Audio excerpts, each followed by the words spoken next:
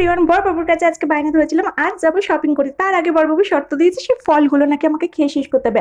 আর shopping এর নাম শুনে মেয়েরা তো যা খুশি তাই করতে পারে, তাই ফলগুলো আমি জলদি শেষ করে নিয়ে রেডি হয়ে গেলাম আর চলে গেছিলাম আজকে আমাদের গান্ধীনগর মার্কেটে, যেটা না এশিয়ার বৃহত্তম মার্কেট। দেন শপিং করতে করতে দেখতে পেয়েছিলাম এই যে ফলসাগুলো, আর এই ফলসাগুলো দেখে তো আমি আলাদাই খুশি হয়ে গেছিলাম।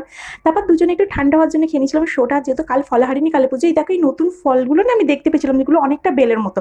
তাই একটু ফল মার্কেটেও চলে গেছিলাম। আর কালো জামটা পাবো আমি আশা করিনি, আগের বারে না আমি ফলহারিণী কালী পুজোতে কালো জামই দিয়েছিলাম, কালো জামটা আমার খুব দরকার ছিল। দেন দুজনে ফলের বাজার করে চলে গেছিলাম আমার এই ফোনটাকে একটু কভার করাতে, যেটা টাইম লেগে গেছিলো মোটামুটি 1 ঘন্টা।